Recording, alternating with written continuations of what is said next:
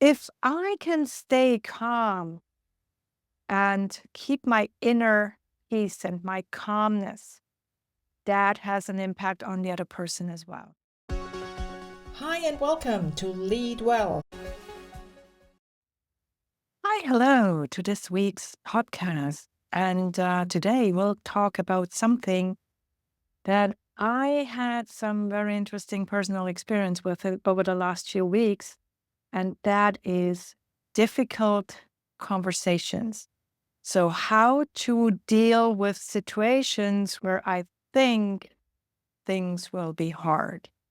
Now, I was invited to a team of supervisors for Neurographica.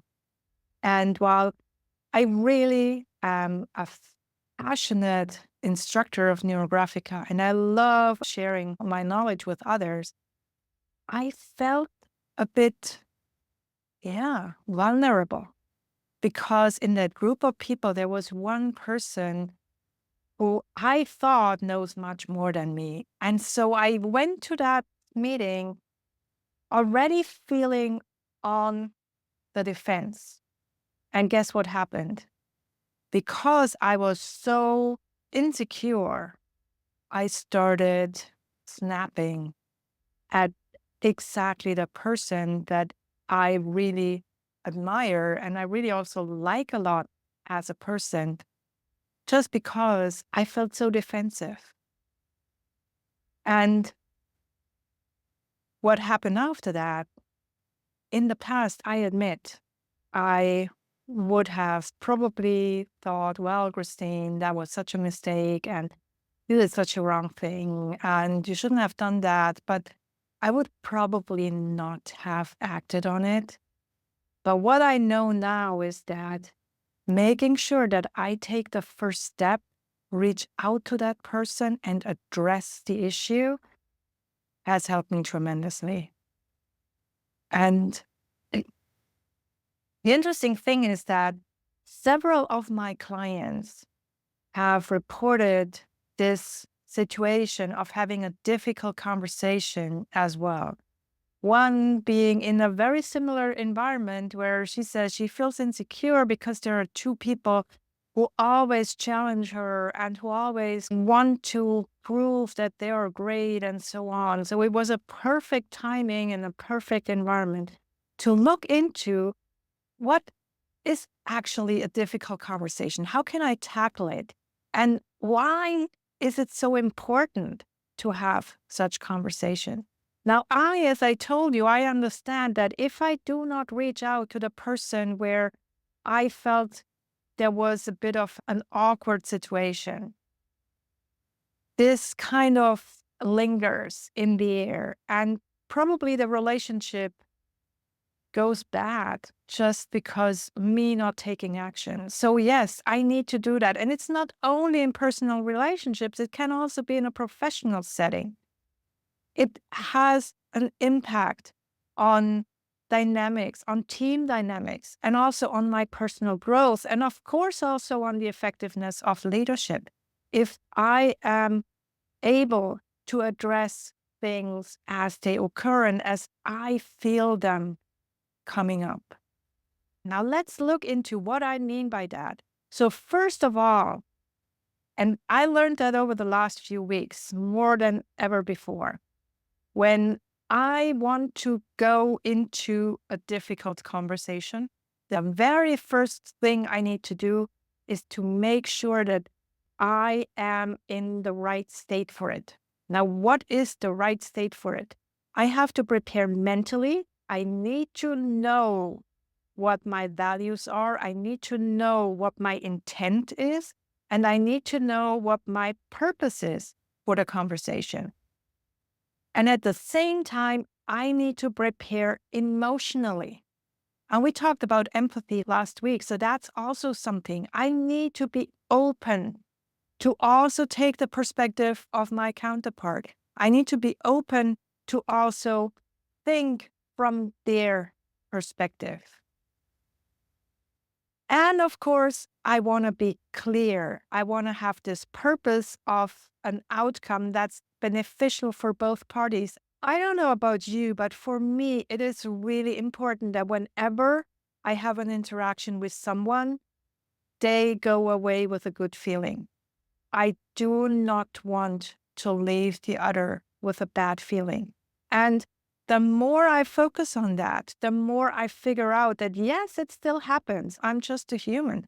So I still have encounters. I still have conversations where I say things, where I do things that leave the other person with a not so positive feeling. But because I'm aware of that, I will then enter in this new conversation and have this new, difficult, for me, very difficult conversation. And I found out that if I do that and if I take that step and if I really address things, it's so much easier. Now, what are some key communication techniques that we can use in such a setting when we already assume that the conversation will be difficult? So, first and foremost, it's important to listen. Practice active listening. And we can do that in every single conversation that we're in. And active listening is nothing else than fully listening without already thinking about our answers while we are having that conversation. So allow the other person to express themselves, allow the other person to share their view on things, and actually respond to that instead of already trying to make our cause and fight for our cause.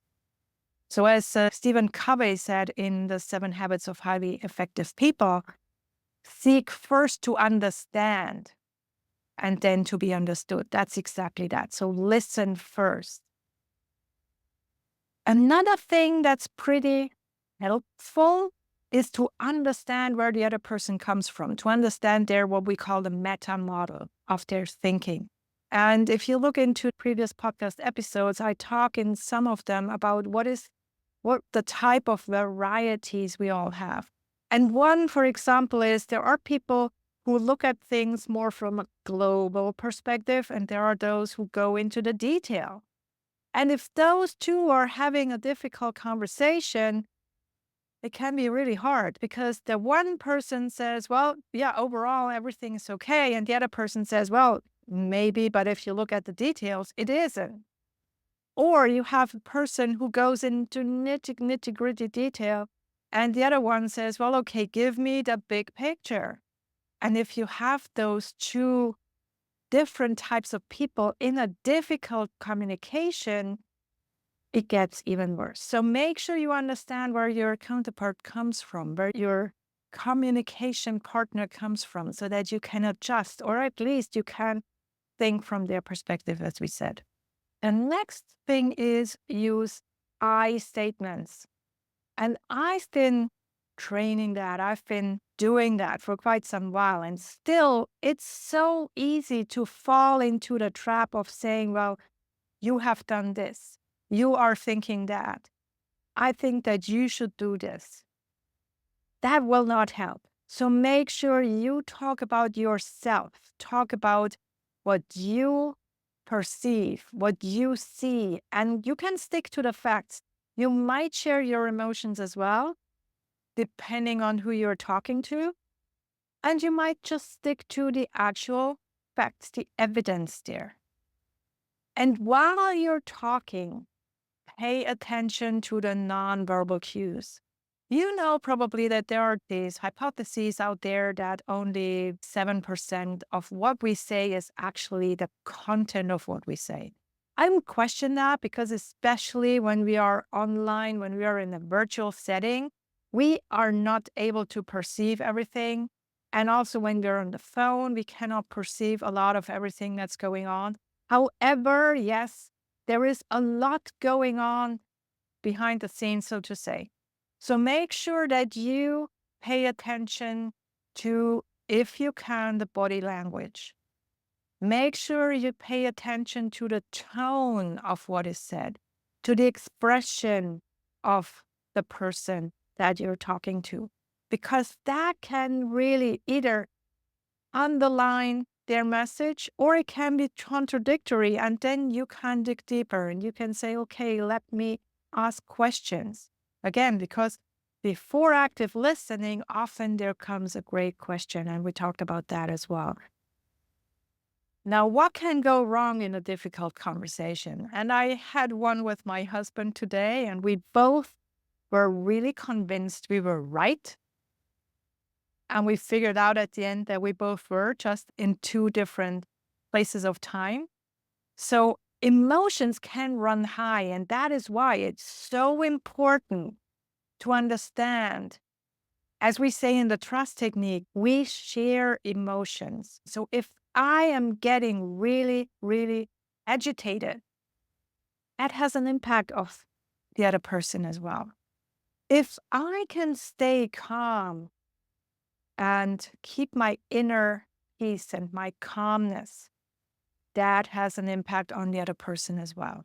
Of course, I cannot stay calm if the other is really excited and really agitated. So I need to make sure that I go along with them, I follow along with them. But still, I want to be the master of my own emotions. And that is why it's so important to practice your mental muscle, to actually make sure that you can switch off your thinking, that you can refocus on what is important to you in any situation. And it's a practice.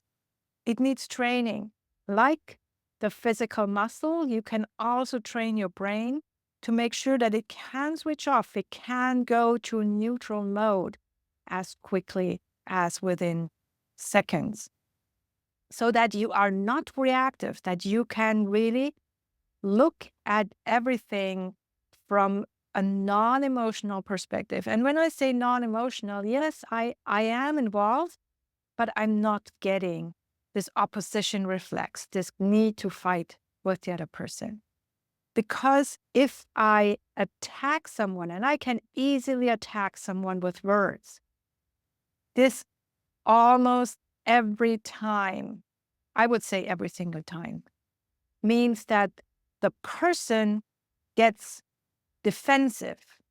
And defensive can either be they're going away or they are attacking you back. And so if I can keep my inner peace, I like the person that is sitting in front of me and I appreciate them, but I'm not getting too emotional. So one thing to take into account there is focus on what is actually happening, on the behavior of the other person and actions and facts and figures.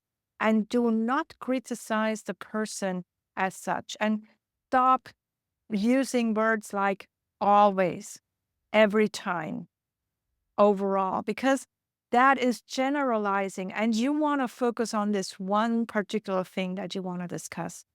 Now, as an example, I can give you some sort of framework that has been really helpful in difficult situations. And where I got it from is a course that I went through for mental health. It has been designed for situations where you, as a leader or as a friend, have the impression that the other person has a mental issue, like a burnout, like a depression, and you want to address that. So that is what it has been designed for. But I think it's really a great framework that you can apply generically. Now let's look into it. What does this framework say? The first thing when you start the conversation is to appreciate the other person and appreciate your relationship. And if it's a working relationship, appreciate the job of the person so far. To make sure that they feel safe, that they feel that you are with them rather than against them. As a second step, mention clearly what has changed, what you have noticed, maybe what you have seen, what others have told you.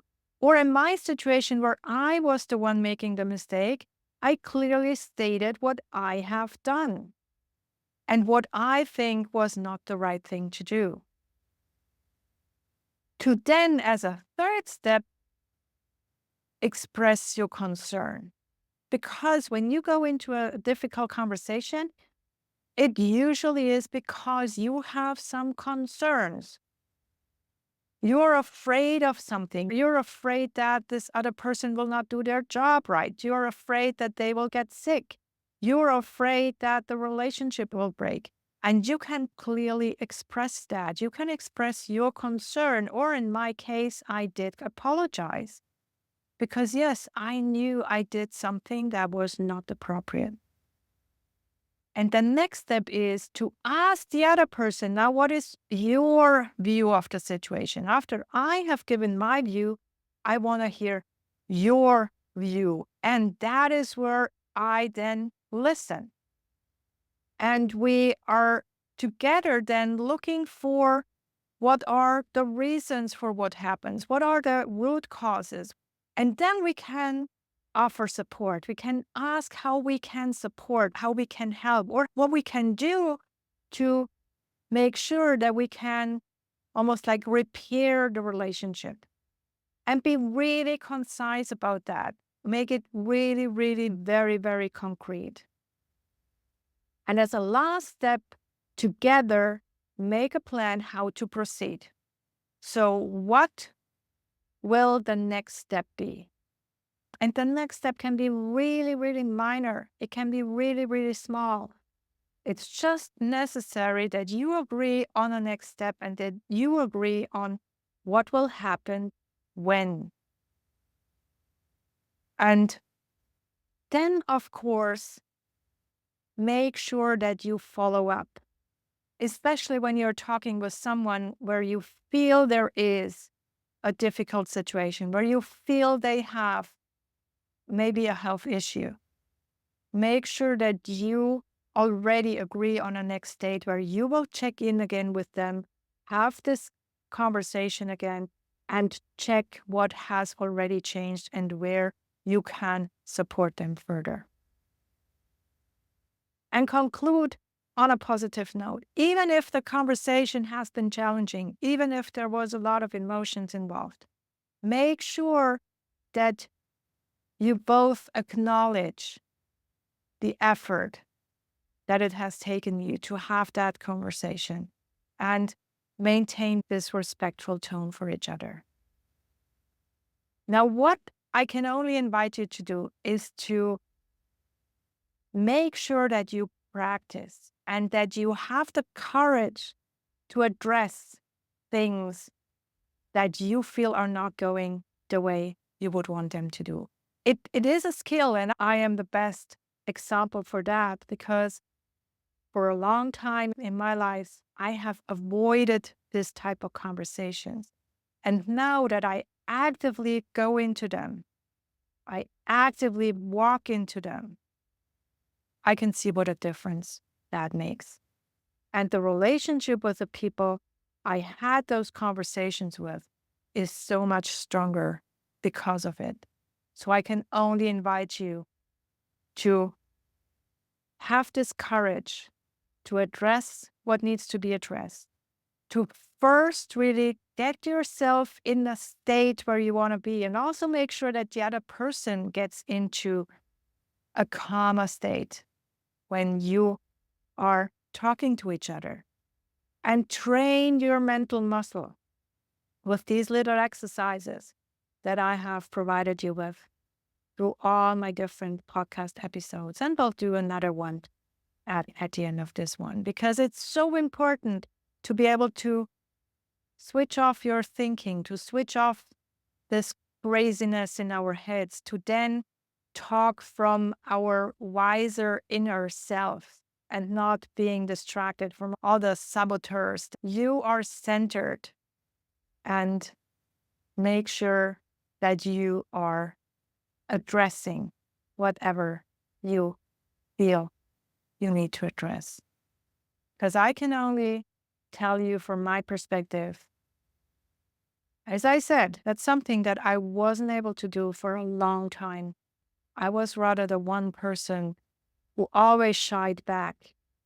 And having now this courage, having the mental constitution to actively address those situations has completely changed my life. So I can only invite you to do that. And to end this session today, I would want to encourage you to do this little exercise with me. And it's really the easiest one that you can think of. Put your fingertips together. One hand is enough. And rub the two fingertips together with such a tension that you can feel those little wrinkles on both of your fingertips. And do that really slowly. You can keep your eyes open. You can shut your eyes. It's up to you.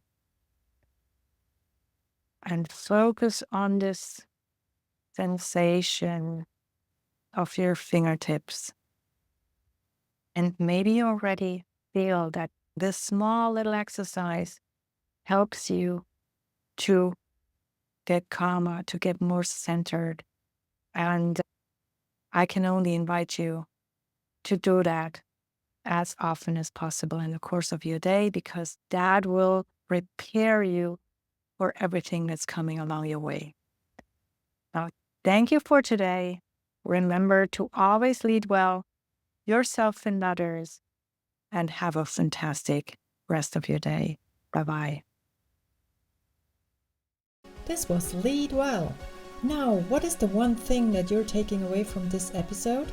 Please share in the comments below and do share the podcast with your friends and family, but only if you like it.